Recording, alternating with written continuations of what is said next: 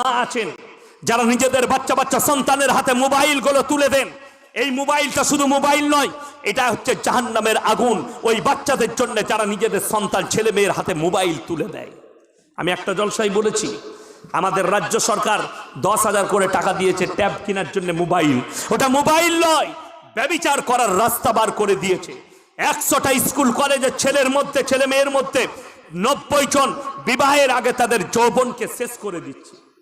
তার দলিল আছে আমার কাছে, প্রমাণ।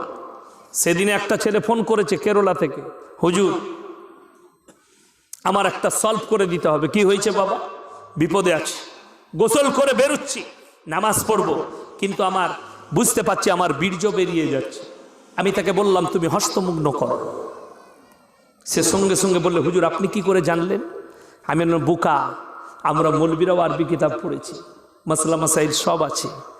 কোন কাজটা করলে কি রোগ হতে পারে, কি পাপ হতে পারে, তুমি এই পাপ থেকে লিপ্ত হও, বঞ্চিত হও, নিজেকে বঞ্চিত করো। বলে হুজুর আমি তো লাইনই খুঁজে পাচ্ছি না, কি করে বাঁচবো? আমি বলি এ শয়তান শোনো, তুমি যদি বাঁচতে চাও তোমাকে যে লিপ্ত করেছে তার নামটা হচ্ছে তোমার মোবাইল।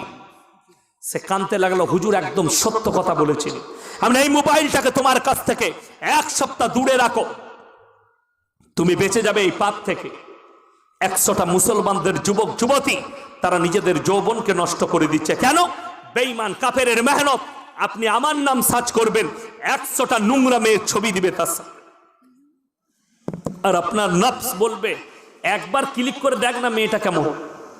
দেখবেন না, দেখবেন না, শয়তান ধোঁকা দিবে। আমার আগের বক্তা মাদানী সাহেব বলছিলেন না, ইন্না শাইতানা লিল ইনসানি আদুব্বুম মুবিন, শয়তান মানুষের প্রকাশ্য দুশমন।